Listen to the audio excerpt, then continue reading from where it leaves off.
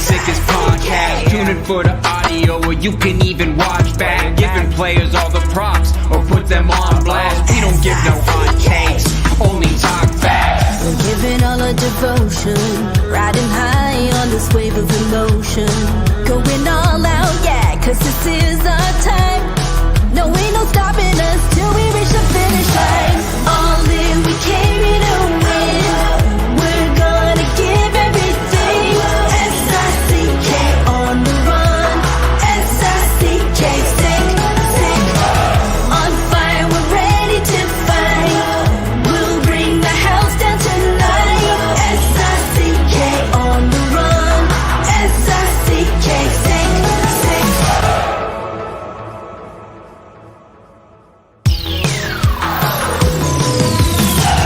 All in, we came here to win.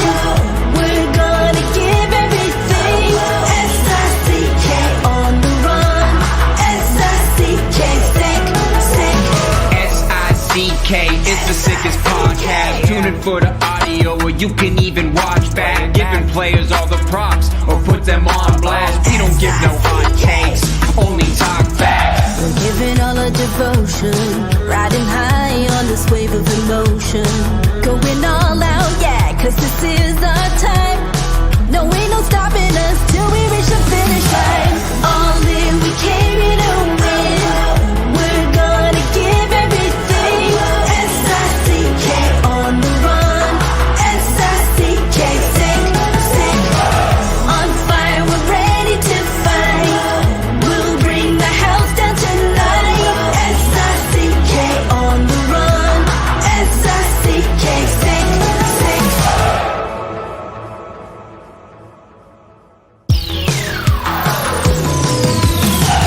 All in, we came here to win. We're gonna give everything. S-I-C-K on the run. S-I-C-K, sick, sick. S-I-C-K is the sickest podcast. Tune in for the audio, or you can even watch back. Giving players all the props, or put them on blast. We don't give no hot takes, only talk facts. We're giving all our devotion, riding high on this wave of emotion. Going all out, yeah, cause this is our time. No, ain't no stopping us till we reach the finish line. All in, we came here to win. We're gonna give everything. S-I-C-K on the run. S-I-C-K, sick, sick. On fire, we're ready to fight. We'll bring the house down tonight. S-I-C-K on the run. S-I-C-K, sick, sick.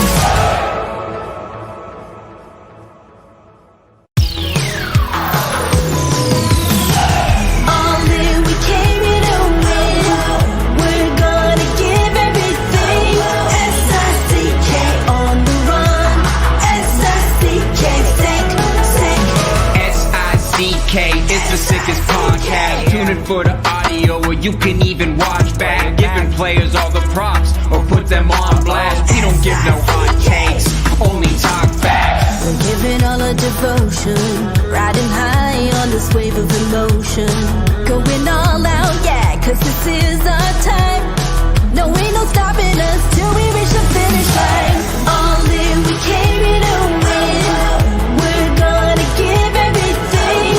S-I-C-K on the run. S-I-C-K, sick, sick. On fire, we're ready to fight. We'll bring the house down tonight. S-I-C-K on the run. S-I-C-K, sick, sick. S-I-C-K is the sickest podcast. Tune in for the audio, or you can even watch back. Giving players all the props, or put them on blast. We don't give no hot takes, only talk facts. We're giving all our devotion, riding high on this wave of emotion. Going all out, yeah, cause this is our time. No, ain't no stopping us. S-I-C-K, sick, sick. Turn up your volume. Because you're about to listen to The Sick Podcast with Tony Marinaro. 55 seconds left in the penalty, a minute and 27 seconds left in regulation time. Boston 4, Montreal 3. Lafleur coming out rather gingerly on the right side. He gives it into Lemaire, back to Lafleur. Oh! The sickest Montreal Canadiens podcast. You're in the ball! Sports entertainment like no other. Rejoint, on lui fait perdre la rondelle, une passe devant. Et c'est le dégagement et ce sera la victoire des Canadiens. Coupe Stanley pour les Canadiens. Le 23e de l'histoire. You found the dogs! John, you found the dogs! He found the dogs! And all together, they worked a young team to the top. And now, a 24th Stanley Cup banner will hang from the rafters of the famous Forum in Montreal. The Canadiens win the Stanley Cup. Brought to you by Energy Transportation Group. Driven to be different. 8.6 beer. Intense by nature. And Laraque. If the last time you went to Laraque was when the Habs won the Cup, it's time you went back to Laraque. It's gonna be sick. Marinaro, the Sick Podcast on this Thursday, January 12th. It is 3 minutes past 10 o'clock right here on the Sick Podcast, and I'm sure you are watching live. And you're watching live via YouTube, you're watching live via Facebook, you're watching live via Twitter. What a night tonight at the Bell Center, which saw the Montreal Canadiens victorious by a score of 4-3 over the Nashville Predators on a night in which the Montreal Canadiens honored and paid tribute to number 76, former Hab, PK Subban, who before the game started, strolled onto the Bell Center ice along with a good friend of his from the Montreal Children's Hospital, and introduced her to the crowd as well. PK stylish as ever, starting his speech en français, ending it en français as well, and ending it with a triple low five with Carey Price, something that at one point in time under Marc Bergevin and Michel Therrien, they were forbidden to do, something they had started. The fans took an appreciation to it, and then at one point they said, you can't do that anymore. And they were able to do it one more time. I don't remember when was the last time I saw Carey Price smile like that. It was absolutely unbelievable. I thought it was perfect. And you know what? PK Subban gave the Habs, and I tweeted this earlier on this evening, their best moment of the season again. And he was able to do that even being retired. Some people have it. Some people don't. It's called an it factor. And PK Subban has it. He's got great microphone skills as well. He is the rock of the National Hockey League. It's a Sick Podcast brought to you by 8.6 beer. Here's to you, PK, intense by nature. The way PK played the game with intensity, the beer for those who follow their instinct and live their passions in order to make their mark. And he played with passion and energy. I'm wearing this shirt tonight for PK Subban. I'm also wearing it for Energy Transportation Group, because they also bring you the Sick Podcast, and their group offers competitive compensation, benefits, a great team behind you, and opportunities for career growth and development. It's Energy Transportation Group, as well as it's brought to you by Laraque. If the last time you went to Laraque was when the Habs won the Cup, you got to do like me, because I was at Laraque LaSalle earlier this evening with my buddy Andy Ellison, and George Laraque's name came up, as a matter of fact. It's time you go back to Laraque. The menu will surprise you. Speaking of Big George, he is my guest. He's a regular contributor on Thursday nights. Took a couple of Thursdays off during the holidays. Here he is. He's not in a hotel room, and he's actually wearing something. What's going on, Big George? Hey, to start, Tony, I want to wish you and all the listeners a happy 2023. I know the last couple of years were very tough, but 2023 is the year for you and all your listeners. Go after your dream, go hard after it, and all your dream will come true. I'm sending you positive energy. Thank you very much, George, to you and yours as well. All right. You know PK Subban very, very well, so I'm actually very happy that you're my contributor tonight to talk about PK, because you and him actually had time to spend. You actually had time together. You spent some time together. I've heard the story before, but for those who haven't, and we're going to get to everything that happened tonight in the speech and Carey and the 0005 and all that stuff. But for those who don't know the story, George, talk to us about your trip with PK Subban. Okay, so I'm talking about the year that PK Subban was a rookie with the Montreal Canadiens. So, nobody knew everybody knew he was a good defenseman, but nobody knew the career was going to have and the impact he was going to have with the team. But right away as a rookie, after his rookie season, he called me up and he said he'd like to come to Haiti. Because with the NHL, the NHLP, I'm a spokesperson for World Vision. I was rebuilding the Grace Children's Hospital in Haiti, in Delmar, Port-au-Prince. And he asked me if I could come. So we arranged it with World Vision, and he came with me to Haiti to come and see the hospital in Haiti. We spent 5 days over there, and we played hockey with the kids down there, and I showed him the hospital. I showed him around. He saw poverty, and he was very touched by it. And he told me at the end of the trip, because there's so many things that we saw, and you know, despite the poverty down in Haiti, you could see people that were singing, that were dancing, that were finding ways to live with poverty, right? So it's a big life lesson for him. So he told me, George, I promise you, one day I'm gonna have as big of an impact that you've had in Haiti. And look what he did with the Children's Hospital in Montreal with the 10 million donation of his time that he donated for that hospital. It just tells you that when you plant a seed somewhere, you know, it'll grow, right? And I planted one with him. And how many people did he plant a seed with? You know, how many people, how many kids were inspired by what he's done, and they're going to follow through? Because as he said so well today, hockey players were entertainers. That's it. There are things in life much more important than that. And just like PK, and I've always talked about this, I think it's more important to be recognized for what you've done in the community than what you've done on the ice. Because when you're done, when you retired, at the end of the day, we have to recognize that the reason why hockey is a job today is because of the people. So we have an obligation to the people, to the children, to give back in the community. He does it well. There's many athletes that does it well. And hopefully tonight, what everyone saw, they were inspired people that are in a position to do so, to be able to do things in community to make a difference, because this is so important and much more important in sport. He spent a couple of days in Montreal, and he went to the Montreal Children's on a couple of occasions. I thought it was pretty cool. And the fact that George, he brought a friend of his from the Montreal Children's Hospital there today, I thought that was really a nice touch. I mean, that was PK in a nutshell, right? You know why it was important? Just so you understand that. Tonight was his night. It was his night. They were honoring him. He could have all the attention on him, but no. He made the dream come true of his friend, of a little girl, bring her to the Bell Center to get people scanning her name. That's him. You know, like thinking about the kids before him. Not many people would do that. I don't know many athletes come back to rink to get, you know, Remembrance Night, celebrate it, and bring a kid so he could share the spotlight with that kid.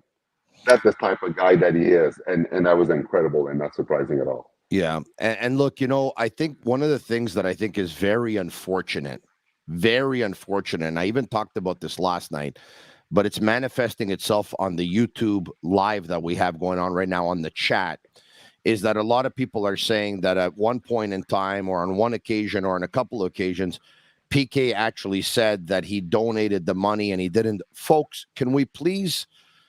Okay, he pledged to raise $10 million.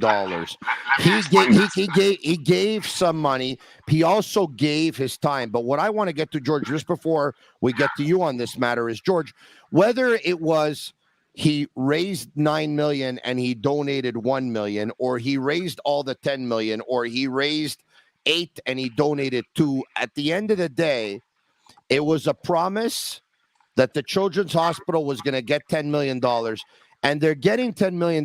So please, folks, can you please stop on the chat, because now this is going to upset me, of what ways he went about to go and get the money, or he paid or he didn't. The hospital. Let me explain this so people understand what he actually did, okay? What PK has done is that on top of some of the money that he's going to give, he promised to pledge like over $10 million. What does that mean? That means that any fundraiser that PK is part of obviously count in that 10 million. So there's a lot of time consuming that he has to do, because he has to come. He did the Just for Laugh Gala And many things that he's going to do is going to go into that 10 million that he pledged to do. So he has to come back often back to Montreal to do this. He has to be part of many charity, like raising funds to do this, up to 10 million. So people that are listening right now, if it was that easy to do what he just did, why doesn't every athlete does it then? Because it takes way more time pledging the way that he's doing, coming back to the hospital and, you know, be part of different fundraising to raise awareness to the hospital than just simply give a check and that's it and never been there. He's there all the time. He's donating his time and he's there. So people, Tony, that are saying that is people that are jealous. Well, look, you know what? To tell you the truth, they're finding ways to whine, but it's jealousy. Haters always going to hate, and they're going to find ways to hate. And we can't put energy on these people, Tony, because in a society, there will be some haters, but the majority of the people love them, and that's what we should be focusing on. Yeah. To be brutally honest, and I don't want to bring attention, so I'm not going to bring up the person's name, but there's one person in the YouTube chat that obviously came here to start some trouble tonight or get people agitated or is just trolling. And I hope they had fun because they'll be blocked in about 5 seconds and they'll never be back. And if they want to come back under another name, the second that they want to play this kind of game, they're going to be gone again. So I hope you had your fun while it lasted. Agnello and Sammy, please get on the case and let's stop this right now. Because at the end of the day, whether you actually feel this or you don't feel this, like George said, there's 23 players on a hockey team, and if 22 other players were going to go out and pledge the same $10 million and give their time and try and raise it in whichever way they wanted to, well, the hospital would have been a lot better off because they would have raised an additional $220 million. But you know what? Right. People can criticize. They don't do whatever. Look, I'm going to tell you something. I heard a lot about PK when he was here. I had a good relationship with him early on. Once he was traded, I mean, I tried to explain why he was. I was told different things from different people. I believe most of the information I was given was correct. Maybe some of it was exaggerated a little bit from people trying to make a point or trying to justify their position. I will tell you this, you know, and unfortunately, you know, we he stopped talking to me after that, and that's okay because that's his prerogative. It doesn't change the fact I still think he's a good man. He did a great thing for the Children's Hospital, and he does great things for kids by putting smiles on their faces. But I will say this. There's one thing I will tell you, and that I wasn't quite myself. I love PK as a player. I thought he was one of the most spectacular, exciting players to ever play for the Montreal Canadiens in the last 20 or 30 years. Okay, I'll tell you for sure. And he always played good in the very important games. That I'll tell you. He won a Norris Trophy. The guy's obviously a very good player. I'll say this. I didn't quite understand the importance of the brand as much then as I do now, when 4 or 5 years later, I myself have tried to establish a brand in the last couple of years. And I know, and by no means am I comparing myself to PK, his brand is absolutely unbelievable. I'll never reach there. I'm not even like 0.0000001% of what his brand is. But what I'm trying to say is trying to develop a brand myself in the last 2 years. I know that you got to do what you got to do for yourself, because you know what? Your job can only last so long. And at one point, it's going to be gone. And you have to prepare for your plan B. And that's something he was doing. And by branding himself the way he was, it was going to increase his popularity, which is always good. It always leads to better opportunities. It always leads to endorsements. It always leads to sponsorship. And you know what? I will tell you this.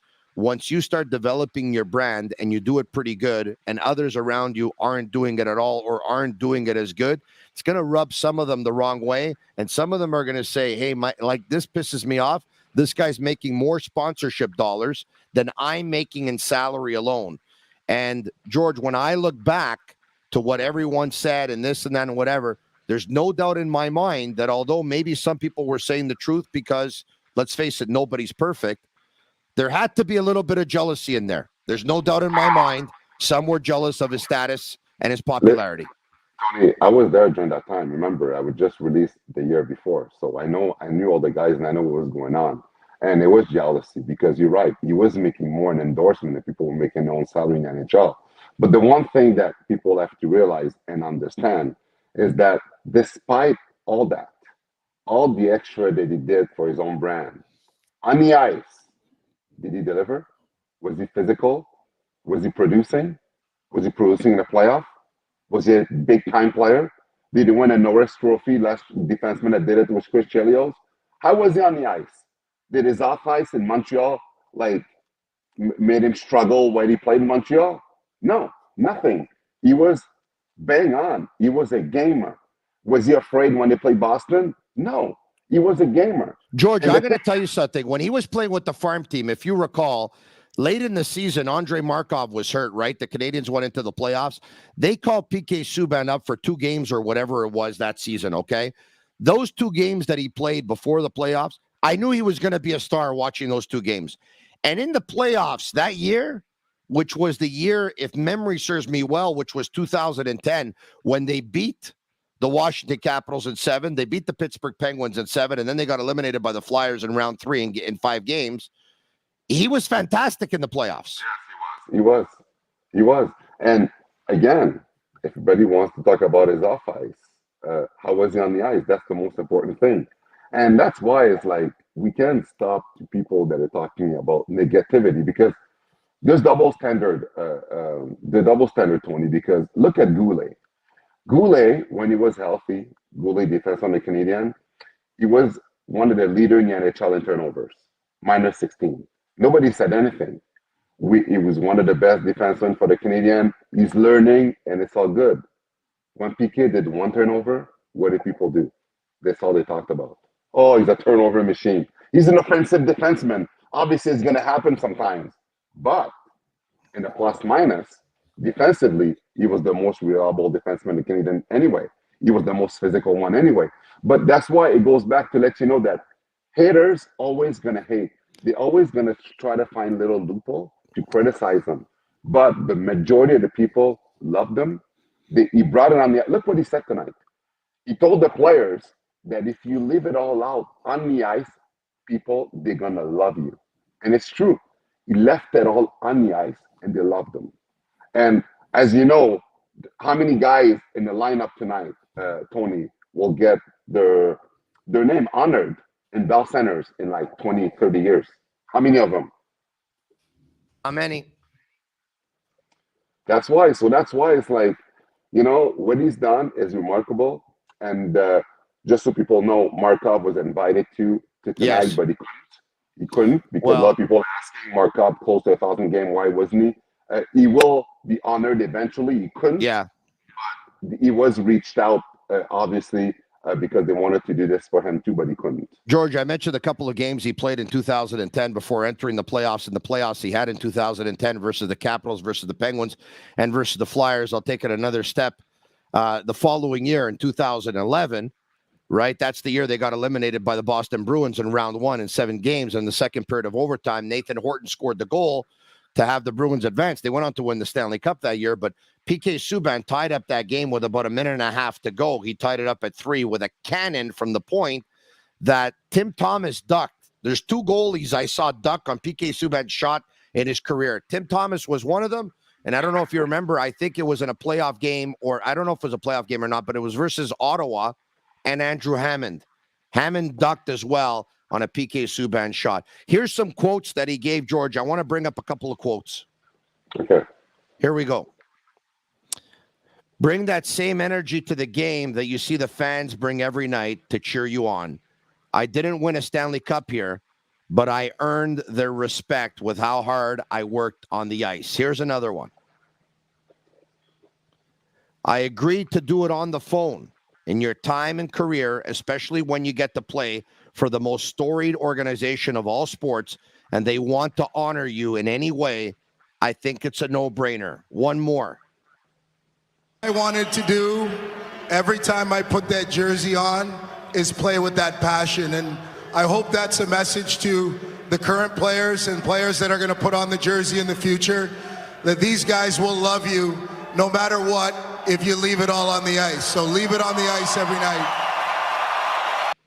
And in ending, what a touch, huh? The camera goes on Carey Price. He brought out his own prop. Do we have it? I think we have it.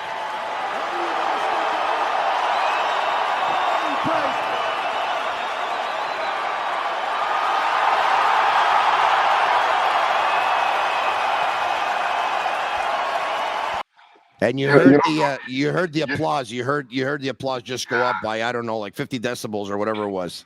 You know, Tony, I'm gonna bring something touchy about that 0005. Okay, bring it. I love Michel Therrien because I won the Memorial Cup with him, and he was my coach in Granby, the only major championship that I've won. I was mad at him when he told PK not to do the 0005 anymore. It's a celebration he does with his goalie. It's a special handshake. All hockey players have special handshake. It's part of a routine. His reasoning for telling PK not to do it is that he was putting his attention on him. That to me is bullshit. It was jealousy. Why couldn't PK do that with the goalie? It's not like, how crazy is that? You see how simple that was? 0005, 3 little tap.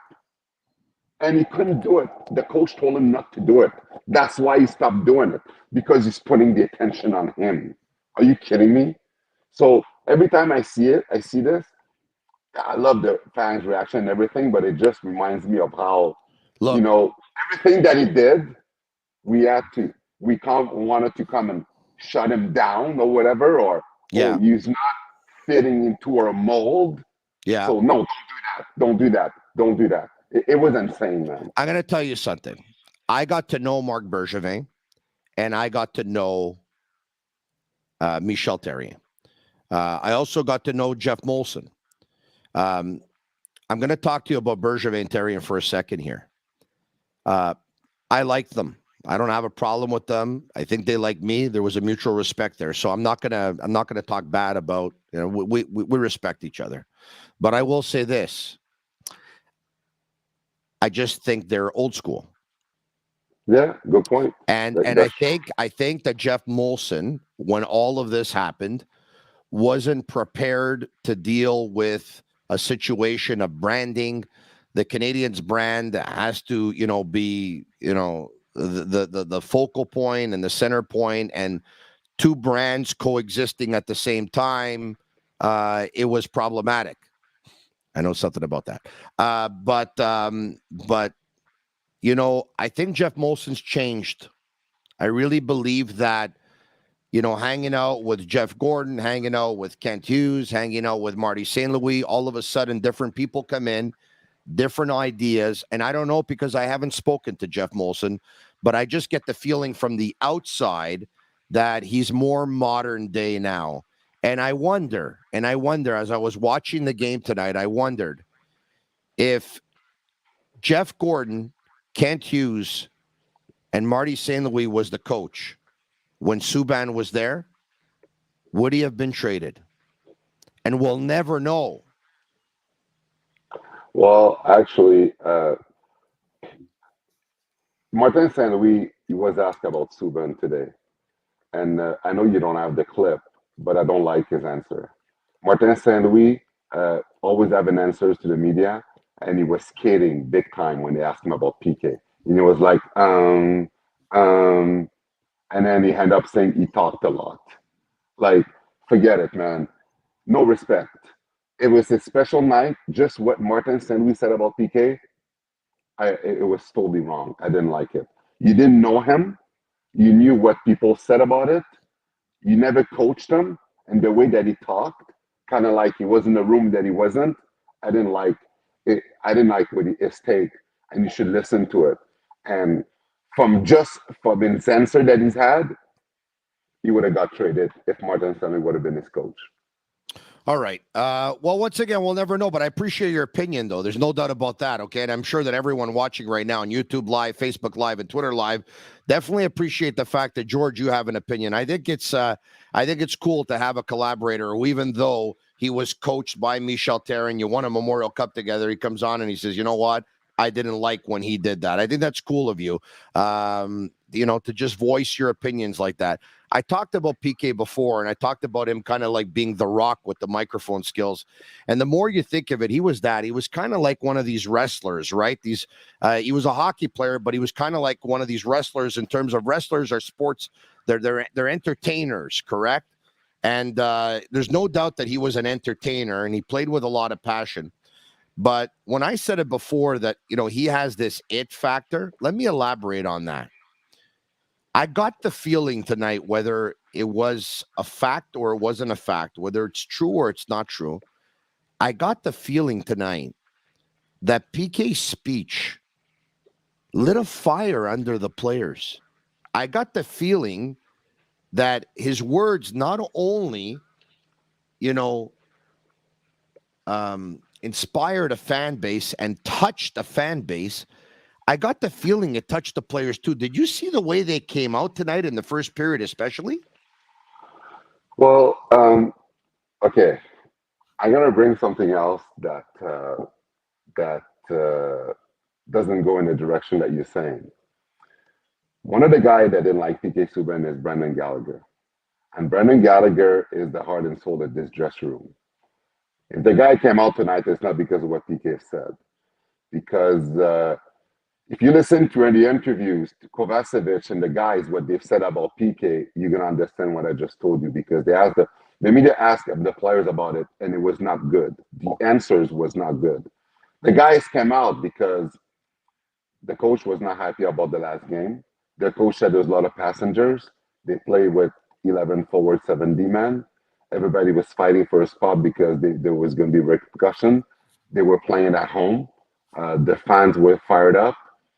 And I'd say that it's not because of what he said they came out this way, because the fan loves him and the energy we could feel in the stands. But I'm not sure throughout the players, throughout the team, with the leaders that are around that didn't like him, the energy was the same.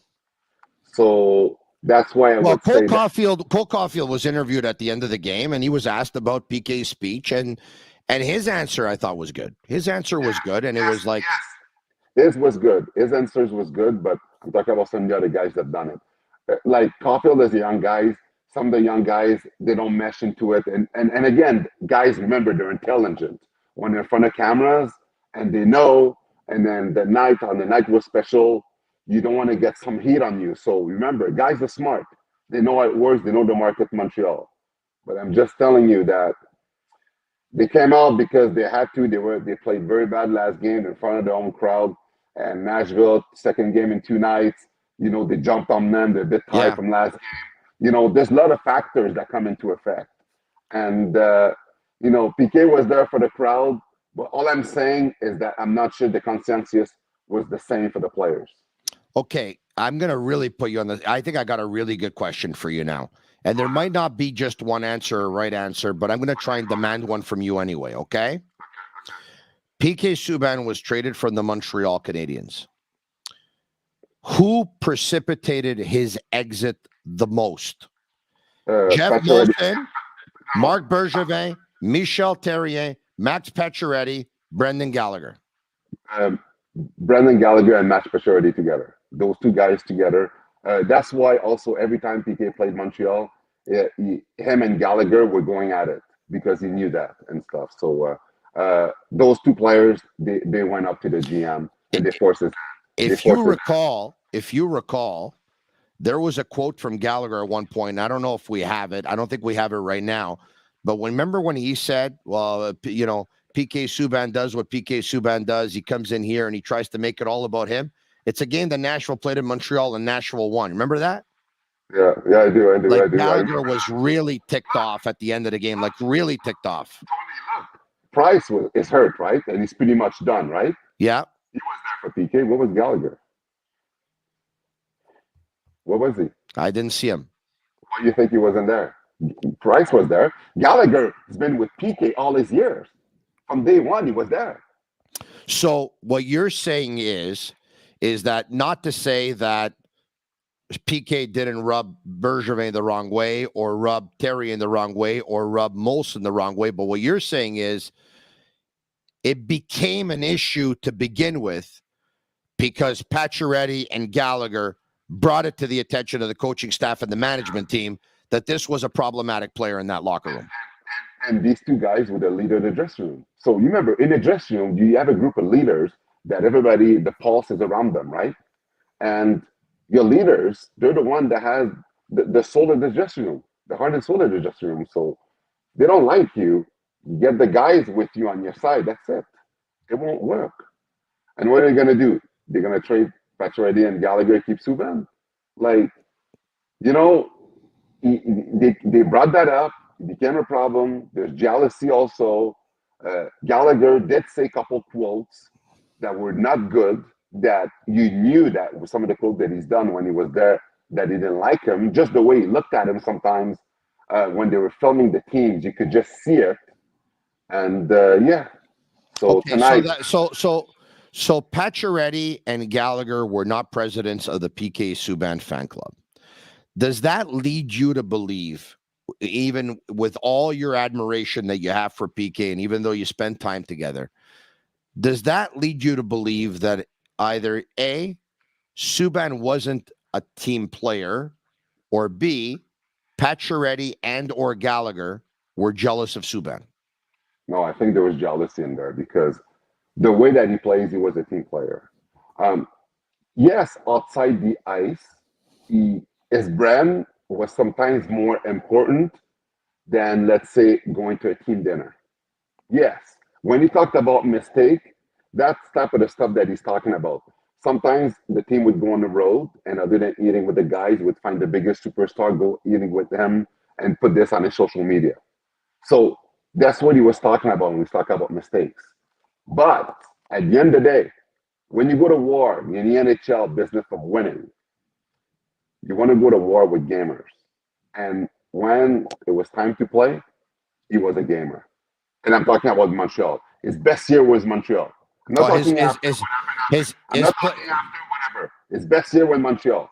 When he played, yeah, he laid it on the ice, and he was amazing. His playoff numbers with the Canadiens were great. His playoff numbers were great. I mean, his playoff performances were great. He had a flair for the dramatic. I mean, the guy scored a couple of goals that, like the roof came off. It was unbelievable. A shout out to sportbuffshop.com. Use code SICK10 for 10% off on all of their items, whether it's our Sick apparel or sports licensed lifestyle apparel, including hoodies, caps, t-shirts of your favorite teams from all major leagues, and as well as our Sick merch once again. All right, so I talked about something earlier on this evening at GC at TVA Sport. I think I put my finger on the moment that the Montreal Canadiens made the decision at 100% unequivocally to trade PK Subban. I think I know when it happened. And let me explain to you, because I've never had this conversation with you. Okay. So PK Subban, I believe, was traded on the 29th of June, if memory serves me well. Okay. I think he was traded on a Wednesday at like 4:00 in the afternoon or something like that. They had a press conference at 6 p.m. The draft was, a couple of days before in Buffalo. I remember driving down for the draft because I thought he was going to get traded. Why did I think he was going to get traded? Because about 10 days before he actually got traded, it was the awards ceremony, the NHL awards ceremony in Vegas. And PK Subban, I believe, was working the award ceremonies. Anyway, he was asked, the Canadiens missed the playoffs that year. Carey Price got hurt. He was asked why they came up short. And I remember his answer was something to the effect of, I don't think there were enough guys who played good enough for us to make the playoffs. And I don't think as an organization, we didn't do enough in Carey's absence to make the playoffs. And it was like a 40-second clip. And he ended it with, this league is too good. And next year, we have to do a lot more from top to bottom. He was already in the doghouse. He already had like a file against him.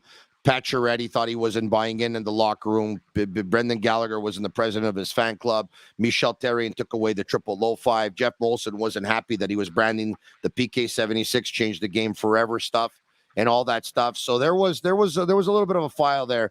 They thought that he played for himself. JJ Daniel went out to say that he played more as a running back instead of as a quarterback. All that. The mistake, when he pinched in Colorado, and they made it sound like it was the worst hockey play ever in the history of hockey plays. They lost the game in overtime, whatever it was. I think they lost the game 3-2. Anyway, long story short, he had a file, but when he said that, I think Marc Bergevin, Michel Therrien, and Jeff Molson, they all looked at each other and they probably said, if we don't trade this guy, on July 1st, his no trade kicks in for the next 6 years. If this guy right now can be traded, you would think he has little power because he can be traded, and he's already calling us out, an organization from top to bottom. If we don't trade him, could you imagine the power this guy's going to have? And I think it bothered them. And I think it worried them. Tony, just so you know, when I was on BPM Sport, which was 91 back then, yeah, and I told everyone that he was going to get traded before the deadline. So did I. I knew that, like you said, that they didn't want to take a chance with the no trade to kick in. There were so much things on the air about things that they were unsure and not happy, and I was hearing rumbling from the players that I said he's going to get traded for sure. People didn't believe me, and I knew they were going to do it. I thought they were going to do it at the draft, George. That's why I got in my truck and I drove to Buffalo. And you know who's the first team that told me they were trading him? It was Edmonton, because Edmonton asked me about PK because they offered it to Edmonton, and in the package there was a first pick, there was Taylor Hall, and I don't remember who, and a D-man, Darnell Nurse. Yeah, I think it was Donald Nurse, and the others they wanted Draisaitl other than Taylor Hall, and the others said no. But they're the one that asked me because he was getting traded. You know, hold on a second. You know why they wanted to trade him to Edmonton, right? You know why? No. Because that year, the Edmonton Oilers had the 4th pick overall in the draft. Oh, yes, that's right. That's right. And the Montreal Canadiens. They wanted Dubois, that's correct. Right. The Montreal Canadiens were absolutely in love. Marc Bergevin and Trevor Timmins were both absolutely in love with Pierre-Luc Dubois. And they were convinced that Pierre-Luc Dubois was going to be available at the 4th pick because Toronto was picking first. And Toronto picked Austin Matthews. Winnipeg was picking second. And Winnipeg picked Patrick Laine because that year it was unanimous Matthews and Laine, correct? Yeah. Most people thought that because Columbus's general manager was Jarmo Kekalainen, okay? Most people thought that he was going to draft Jesse Puljujarvi because Jesse Puljujarvi was playing with Karpat in the Finnish Elite League. But Jarmo Kekalainen ended up drafting Pierre-Luc Dubois at number 3. So if the Canadiens would have made that deal with Edmonton, they would not have got Pierre-Luc Dubois at number 4. That's why they wanted to trade with Edmonton, because they wanted to get the 4th pick because they wanted to draft Dubois. Yeah, that's true. I forgot that point because it's such a long time ago. But yeah, you're damn right. That was exactly the reason. You're right. So hold on a second. Anthony in Montreal says, professional athletes do not get jealous of other professional athletes on their own team. I've never been a professional athlete, George, but without being one, I'd say yes, absolutely. Hold on a second. Let me just say this before I ask you the question. In any workplace,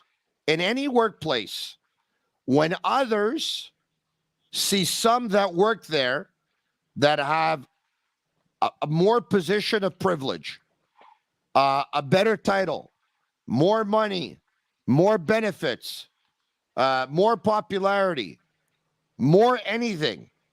You don't think in the workplace there's at least one person who gets jealous of someone else's success? I can guarantee you that there is. George? Tony, I played 13 years in the NHL. I played with 4 teams. Yes, the jealousy about salaries all the time, about endorsement all the time. There's competition all the time. And they know guys always complain about guys that make more money sometimes, that they're not as effective as they are on the ice. You hear that all the time. That's how players losing respect. You know that, that title of most ever paid player in the NHL, there's pride with this. every year this guy that are pinpointed. Like, why do you think they're like that? Because some guys that are making less, that are contributing more, they hate these guys. They're jealous of them. So You yes, you think Cristiano Ronaldo's teammates all love them? Come on. Come on. Well, he brings publicity, so he's getting paid for other things that he's going to be bringing. But I'm pretty sure he's going to be dominating that team. But the fact that he didn't stay in Europe is because now he couldn't keep up anymore. But he's still an amazing legend that's going to bring something to that country. But that's another discussion. Well, I mean, he went to Saudi Arabia for two reasons. Number one, there's over 200 million reasons why he went there. He went to break the bank that's already been broken many, many times over. Number two, he he doesn't have Ballon d'Ors on Lionel Messi. He doesn't have a World Cup, and Lionel Messi does. I mean, he's got what, 5 Ballon d'Ors? Lionel Messi's got 7, and Messi's on the verge of winning his 8th. So Messi will go to 8. He's got 5. Messi's got a World Cup. He won't have any. He does have some Champions League scoring records, but the only thing that he can try and, go with his whole GOAT status will be to score more goals than Lionel Messi in his career. And that's why he went to Saudi Arabia, because he's going to score a ton of goals. Mind you, the latest news out of Saudi Arabia today, did you see this? Is that the competing team, the rival team of Ronaldo's team in Saudi Arabia, is prepared to offer Lionel Messi almost double the money that Cristiano Ronaldo got. Yeah, We're talking of about $350 million. Yeah, but the thing is, you know why Messi won't take it? Yeah. Because he still has lots to offer in the best leagues in the world. Ronaldo knew that he was done. So he took the money and he said, "Oh, I had offers in other places, but I've done what I've had to do in Europe, so then I went there." No. Ronaldo, I beg to differ.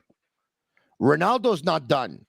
It's just that the difference, the way Ronaldo plays and Messi plays, and they play two different positions, is Messi with his ability to dribble and with his vision and with his IQ and all that stuff, even if he doesn't move much, he can still be incredibly dangerous and pick apart teams. Ronaldo, once you lost that fraction of a step, once he lost that second in his step, it's getting, he's having a lot of, much harder time of scoring goals. But hey, let's get back to hockey. We're going to soccer. We're going to start talking about Messi and Ronaldo. Okay, we stop now, okay? Let's get back to PK. I saw him in Jeff Molson's loge tonight. You think he's going to end up doing some work with the Montreal Canadiens in some way, shape, or form going forward? Is that possible?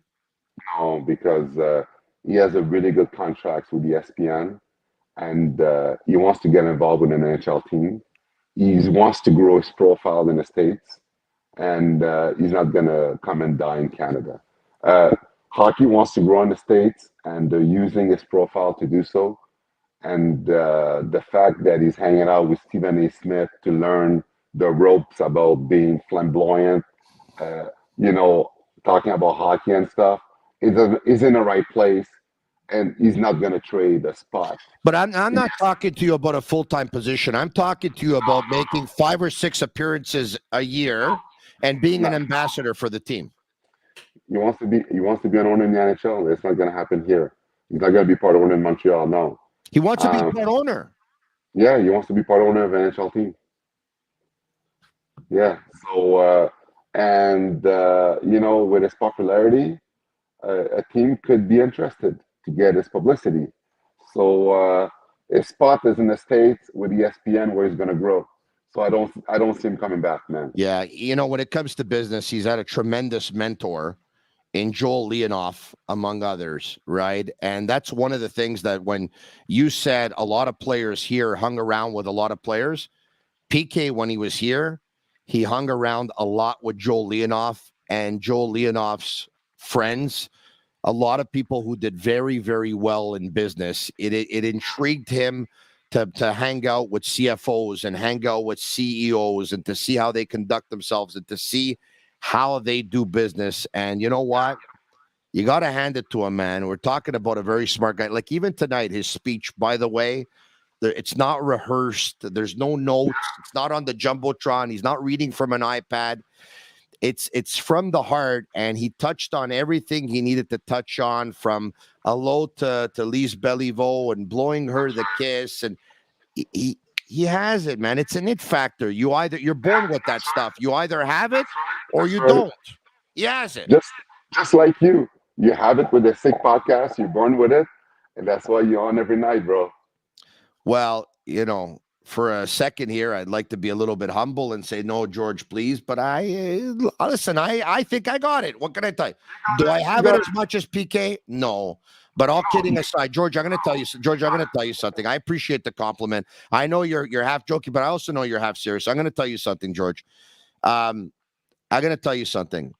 It's reciprocal, because I listened to you on the radio at BPM Sports, and you have a style that I like.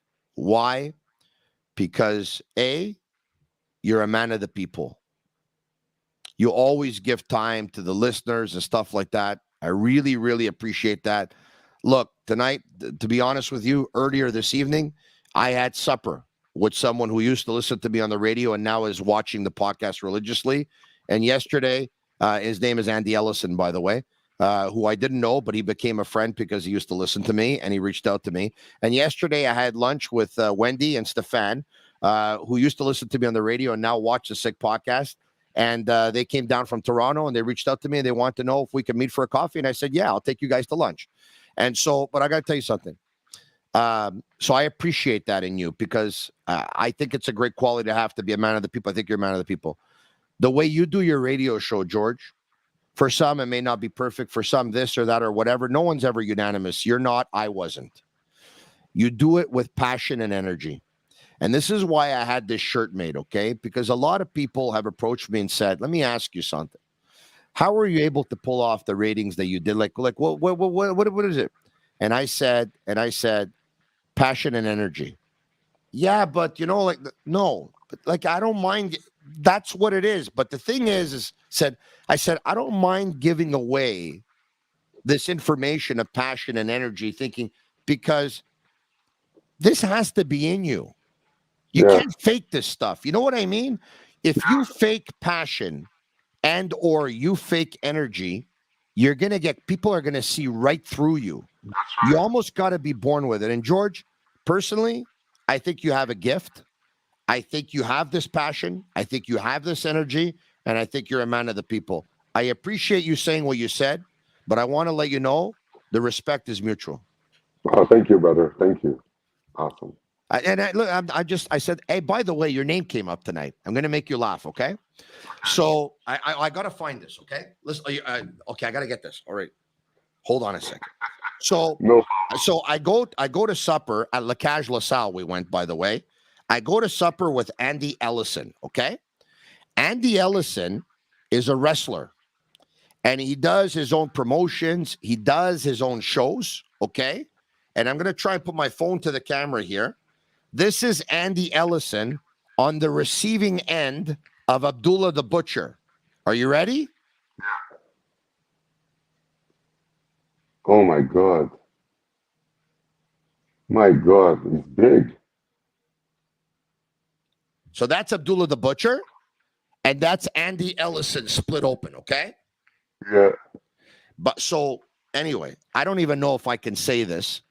I hope Andy doesn't get mad at me, but I'm going to say it anyway. So I asked Andy, I said, Andy, and he says to me, he says, Tony, this is one of the top 25 pitchers in the history of professional wrestling type of thing, or amateur wrestling. So I said to him, I said, Andy, how are you bleeding that much? I said, did he actually hit you with that? Remember that pick that Abdullah the Butcher used to have? You'll never guess. You know what he told me? No. Okay, I want you to look at Abdullah the Butcher carefully, okay? Okay. You see his hands? Yeah. He had crushed razor blades. Razor blade, the old ones, the old razor blades, snapped in half, and they would be taped under his fingers. So I can't, you know what? I don't even know if I could have said that, but I just said it anyway. Andy, if I wasn't allowed saying that, I apologize, okay? We'll have to get rid of it. I hope he got tetanus shot. My God. Yeah. Okay. So now it is like I freaked out. Like I ended up swallowing my chicken wing with the bone included. Okay. Like I almost choked to death. But so now you ready for this? Yeah. Andy is doing his own promotion. Okay. It's going to happen near the end of April. And they're expecting anywhere between a full house of 1,500 to 2,000 people. Okay. And guess what he told me? Andy's going to be wrestling, and he wants you in his corner so you could be kind of like his bodyguard. He's asked me to make an appearance in the show as well, by the way. I've given him my word that I will. Okay? He wants to have you. If you are, I'm in. He wants to have you in his corner as his bodyguard. And he says, Tony, I can see it right now on the poster. George attack Laraque. That's what he wants to call you. Tony, if you're in, I'm in. Okay, listen to me. Listen to this, though. You're going to like this. That's great news, by the way, because I told Andy I was going to ask you. Now, you ready for this? Yeah. I said, Andy, what do you want George to be? He goes, I want it to be in my corner. I want it to be my bodyguard. George attack Laraque.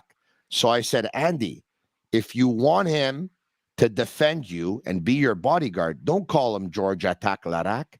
Call him George, watch my back, Laraque. If you're in, I'm in, Tony. No problem. Let's do this. Yeah, but it's easy for you to say. You leave town like 3 weeks a month. How do I know you're going to be in town? If I tell you that I'm doing it, Last give me a week date. you were in Edmonton. The week before you were in Halifax. The week before you were in Bangkok. Israel. Oh, you're in Israel. How much air miles do you have? If you plan the date, I will be there. Sunday, plan April 23rd. Send me all the info, I'm in. All right, okay. Hey, I kept you on for a long time. I really appreciate it. One word on the game. We talked about PK as I think we should have, but Jonathan Drouin's best game of the season. This is the Jonathan Drouin that I always wanted. I talked about him as one of the best power play guys in the league. Tonight he was good on the power play. Yeah, it's too late though. Yeah, that I know. Like the hope is just that he plays a lot of games to raise his value so he gets something in return at the trade deadline. But I think that it's too little, too late. I don't see a team, because he got 3 assists tonight, thinking that this is the guy we need to win the Stanley Cup. So I think they're going to have a hard time to move him despite what he does until the trade deadline. It's too late, man. It's too late. All right. Cole Caulfield, 2 goals again. He's got 25 now. You know, he's going to score. I hope he scores 40 this year. That's going to be one of the positive things, even though Canadiens going to finish down the bottom. He's in his office like Ovechkin on that side of the rink. He's money with his one-timer. It's impressive, man. It's impressive what he's doing so far. George, have a great night, buddy. I love you, brother. Take it easy. Thank All you, right. bro. There you go. George Laraque from BPM Sport, 91.9 FM. You can listen to him weekdays starting at 11 a.m., finishing at 1:30 p.m. Le Monde de Georges, along with Max Truman. All right. Okay. There you have it. We can take calls tonight. You know what? I'm sure a lot of you want to weigh in. The Canadiens on a night where they honor and pay tribute to PK Subban. You called?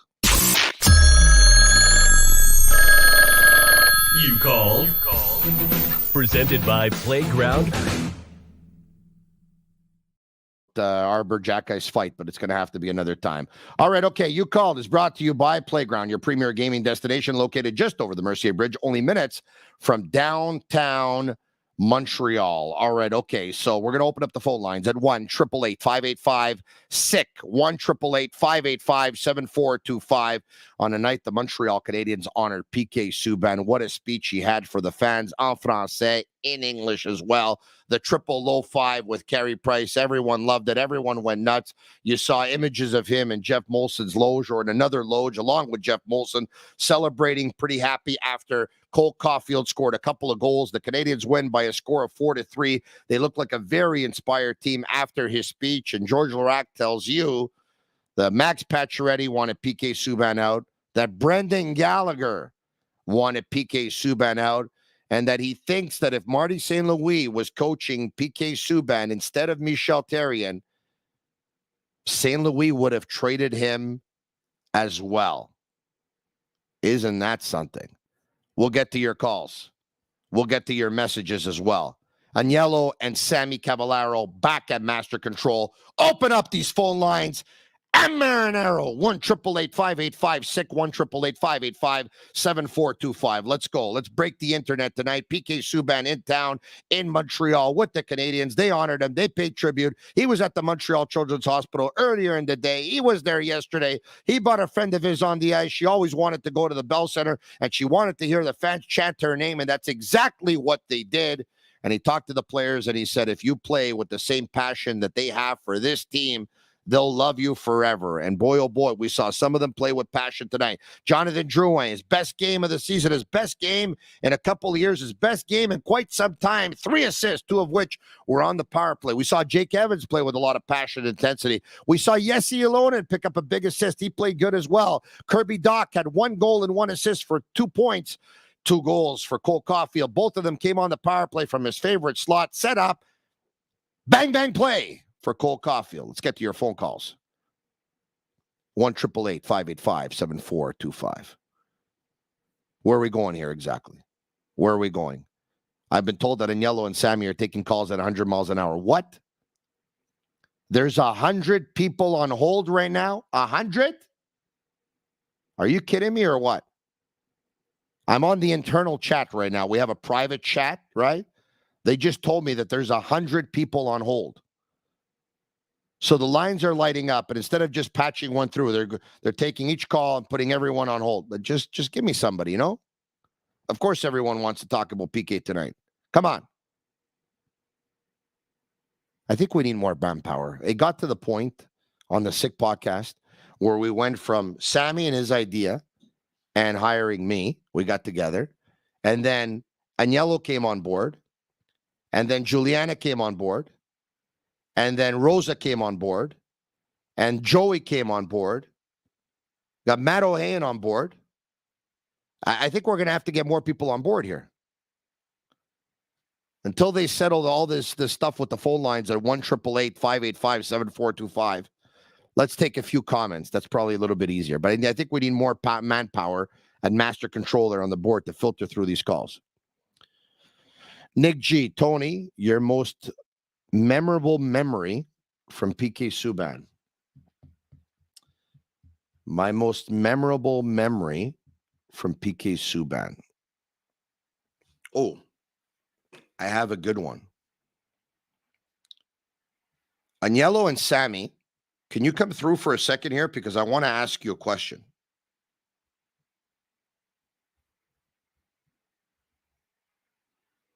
Can we get Agnello and Sammy here or what? This is a good one. This was not planned tonight. This is a good one. I'm just thinking of something.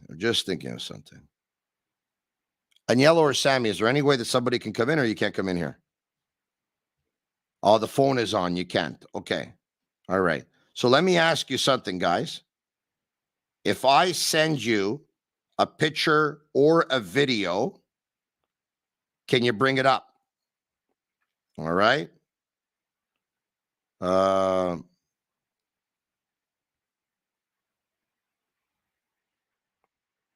That would be cool. If you can, that would be cool. Hold on a second. There we go. Hold on. You know what? I have a good one here. I have a good one. Oh my! I gotta find this now. Or I'm gonna go nuts. My favorite memory of PK Subban. Okay, I'm gonna answer the question. I wish I would have found this. And that's what happens sometimes when you go into your favorites and you have like about 1,200 pictures and videos and stuff like that. Sometimes you just can't find something that you'd like to find maybe a little bit easier, you know? You have a hard time with it. Okay.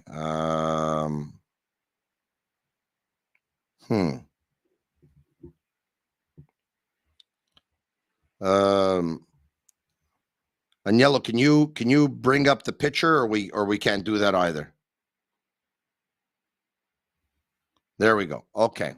So I'm in Toronto, and I'm going to answer the question now. I'm in Toronto, and I text PK, and I say to him, I said, "Are you in town?" And he said, "Yeah." And he said, "Why? You're in Toronto?" And I said, "Yes." So he says, no problem. Why don't we meet? And I said, "You know what? I'm with the kids, and they'd love to meet you because, usually when you're in Montreal, I don't want like the kids to come around taking pictures and stuff like that. I mean, I've done it before, but this was more of a private setting. I felt, more comfortable and stuff like that." And he said, "Okay, well, no problem. I'm at the gym training, and if you want, why don't you just come by the gym?" And so I went by the gym, and I brought the kids, and there you have it. I brought the kids, and I spent some time with PK that day. We talked. I talked with his trainer, and the kids did as well. And I have another video. On yellow, I just sent it to you. If you can bring it up, I think my son's gonna get mad at me that I'm gonna play this anyway. But I mean, at least he's not the boss. I'm the boss in the house, right? Actually, who am I kidding? My wife's the boss. And yellow, I sent you something, and if you can bring up the video, I think that's pretty cool. That's my other. I have three favorite PK Subban moments. I think the moment that he made the donation or the pledge. Made the pledge. That was a pretty cool moment. That moment that I got to spend with him. I think that was in Vaughan, if memory serves me well. I'm trying to remember. I believe it was in Vaughan. That was a second. And I have a third one here. I don't know if we can bring it up. You're best defender in the NHL. And you're the best looking kid I've seen in the Bell Center yet. Yeah, there you go. All right. All right. Okay. So that's when that's a long time ago. But my son at the end of the game tells PK, "You're the best defender in the NHL." And he tells him, "And you're the best looking kid I've seen at the Bell Center this year." He's got a way with kids. And there's another example right there. All right. So let's go to more comments.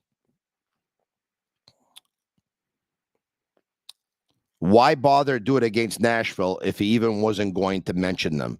This is coming in from Dark Weber. Okay. So once again, I think trying to take a positive tonight and someone's trying to make a negative out of it. Who cares? And by the way, this was not a retirement speech. He didn't have to mention Nashville, and he didn't have to mention New Jersey. He was being honored by the Montreal Canadiens, and the only team he mentioned is the Montreal Canadiens because they were honoring him, and he didn't have to mention Nashville. And if I was a Nashville Predators fan, I wouldn't at all be insulted by the fact that he didn't mention Nashville. They did it on a night when they were playing against one of his former teams. That doesn't mean that he has to bring them up. He wanted it to be all about Montreal tonight. And I think the Canadiens fans really appreciated that it was all about Montreal. And finally, even though the wound has not healed for everyone, for some, there is a little bit of closure tonight in a good way. More comments. Tony, who else do you think the Habs should honor? I think they should honor Andrei Markov. This coming in from Greg. Next. Marty says, I can't see any team giving not even future considerations for Jonathan Drouin. He can quarterback a power play, play the side center, wing, experience. People do get hurt. He can low-cost insurance for a team. I think he's going to get picked up. Yeah, I think he'll get picked up, and they might have to pay some of his salary when they do trade him, or they might have to trade him along with another player. But I'd be willing to bet that Jonathan Drouin will be traded before trade deadline day. Mind you, if he plays like he played tonight between now and then, you just never know. But I tend to agree with George. Too little, too late as far as the Montreal Canadiens are concerned. And I get the feeling. I think Drouin it's been taxing. The 6 years here, unfortunately, has not gone according to plan. Next. I keep saying next, but like I've gone overtime already. Jason Maroney says, would love to see Tony's take on Gallagher being injured again. He hasn't been able to play 60 games in a season in nearly a half a decade. 4 more years on his contract after this season and a no-movement clause. Your thoughts? Jason, my thoughts is everyone knows that the Montreal Canadiens are going to have a really hard time getting rid of that contract. Everyone knows that Brendan Gallagher is no longer going to score 30 goals again. He'd be hard-pressed to score 20 goals going forward. Everyone knows that Brendan Gallagher has been an older truck that's been in the garage very, very often as of late. He's been breaking down a lot.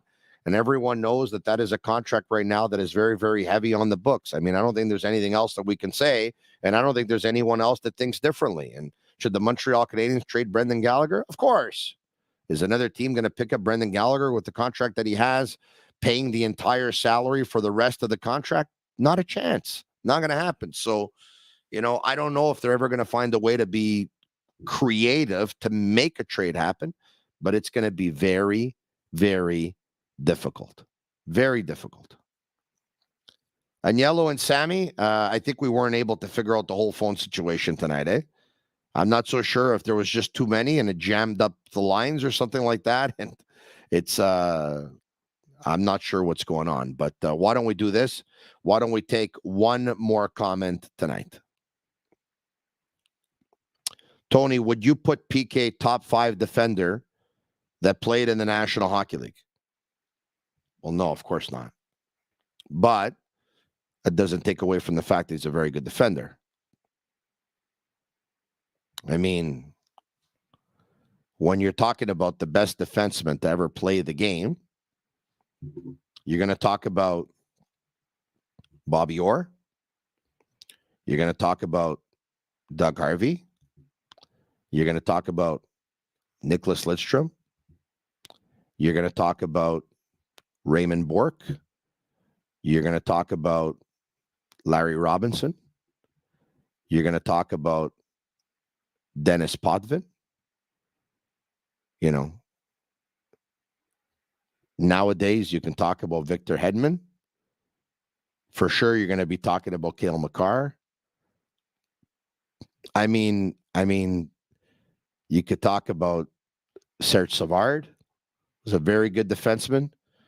There's a lot of defensemen that you can talk about, right? To say PK in a top 5. I mean, are we talking top 5 in the Montreal Canadiens? I mean, you can talk about Paul Coffey. Paul Coffey is one of the greatest offensive defensemen that we've ever seen.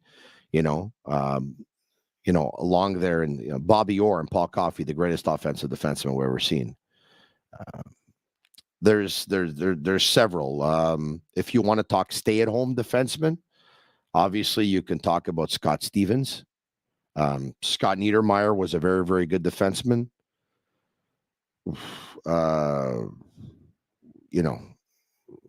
Where do you want to stop? I mean, there's been quite a few. But who else could I mention on that list? Drew Doughty had a great career. Drew Doughty's a very good defenseman. Brian Leach is a very good defenseman. Look, there's many.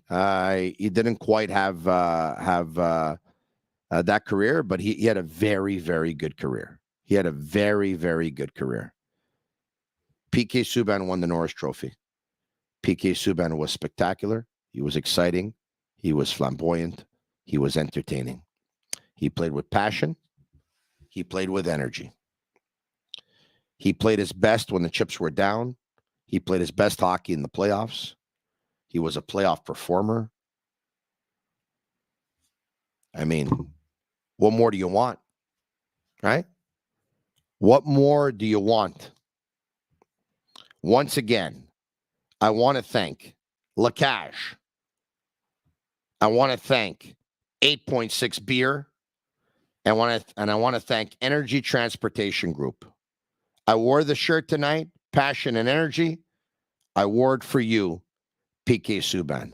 Let's go out with the triple low 5. Let's go one more time.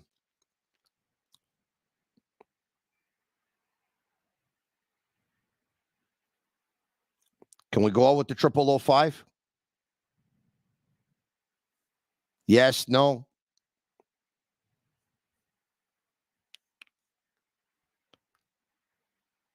If we get out of here and we put back the 0005 with PK Subban and Carey Price tonight, can we go back to it? I don't know. Boop. I think it all jammed up, even at Master Control. They're not getting back to me. I'm asking them a question. I don't know. I'm not hearing an answer. Boop.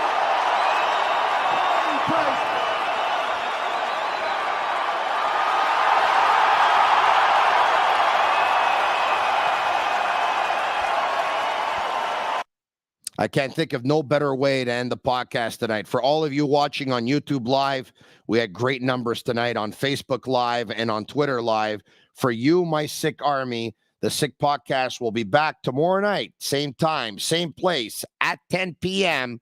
Have a great Thursday night. The Montreal Canadiens win 4-3 on a night like tonight where PK Subban told the guys to play with passion. I'm not going to talk to you about the tank, and I'm not going to talk to you about how upset I am that they won, because I think it's fitting that on a night that they pay tribute to PK Subban, that they played an exciting hockey game and they played a winning hockey game the way they did. Canadiens win 4-3. Go Habs, go. Go PK, go. Passion and energy. That's what he always brought. That's what he'll always bring.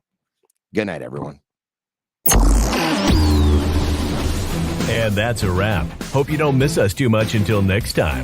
Follow the Sick Podcast with Tony Marinaro on YouTube, Instagram, Facebook, Google Play, and Apple Podcasts. The Sick Podcast is brought to you by Energy Transportation Group, driven to be different, 8.6, intense by nature, and Laraque. If the last time you went to Laraque was when the Habs won the cup, it's time you went back to Laraque. The menu will surprise you.